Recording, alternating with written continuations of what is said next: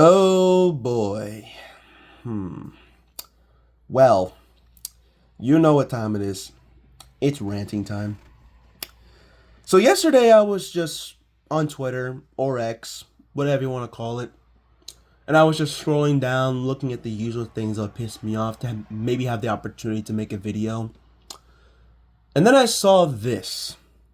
Deonna Purrazzo went online and complained about the fact that she has not defended her women's pure championship since winning in a final battle, has not had like any time to actually like go out there and perform because he's only had one match in 2026, and she's been requesting bookings for like indie companies so she can go out there and prove why she is one of the best wrestlers in the world.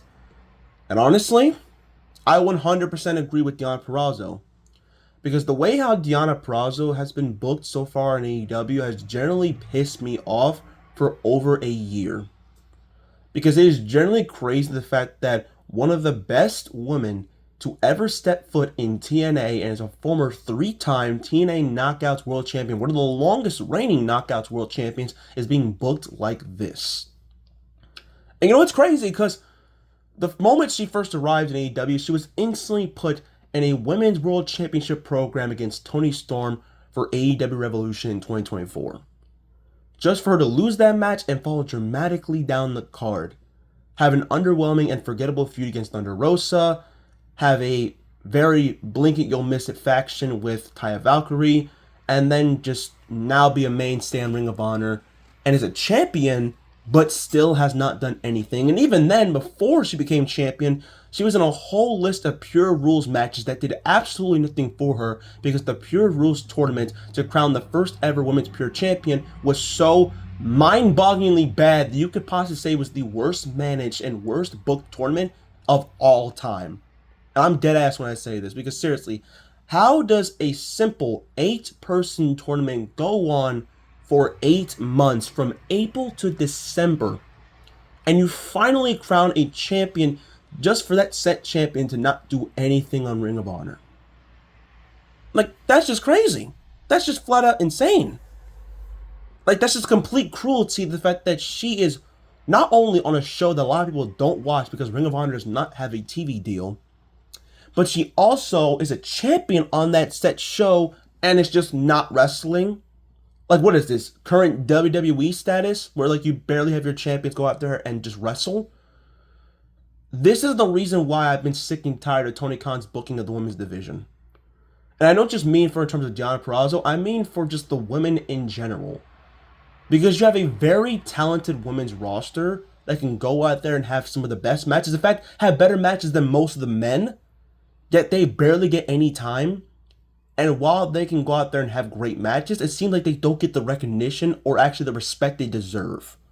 Like Chris Statlander, for example. Her run as Women's World Champion was very mildly disappointing. Because most of her run was just her being booked in matches with no actual story. Like her match with Jamie Hayter for World's End was just boring. I didn't care for that. The whole build-up and just the match itself. Like, there was nothing exciting about the match. And her match with Mercedes Moné, too, kind of falls in the exact same category. And then you can talk about the Women's Tag Team Championships. Yeah, they brought in those titles, and while Harley Cameron and Will Nightingale have done so far a decent job, and looks like they actually care about the Women's Tag Team division, when it comes to the Women's division in general, they barely have that much matches on both Dynamite and Collision, and most of the time, they're mostly just squash matches. So it's like, what gives you a reason to care? And whenever a champion is booked, sometimes, unless they're like a well-established name, they mostly don't get like an actual good run. That's kind of the reason why Mercedes Moné's run was better than most people can try and talk about than just pretty much any other champion you could think of. And even though I've had my critiques towards Mercedes Moné, I will give her the fact that she is a very talented performer, but now she ain't on TV. And Toni Storm, who has been pretty much probably you could say the face of the women's division, is not being booked well either. Like, she's in a really bad storyline with the Death Riders and the whole Vortex thing, regardless of how people feel about it. And while yes, it felt good to finally see Wheeler Yuta's hair get cut and see that bald spot, compared to what Toni Storm was doing literally a year ago as Women's World Champion and her build-up for a match against Mercedes Moné All In, it doesn't even compare to what she's doing now. Nowadays, it feels like she's not really that important. In fact, you could pretty much tell because she wasn't on Dynamite this week. Like, what are we doing, man? Oh, God. I've said it so many times to so many people. Tony Khan does not know how to book the women's division.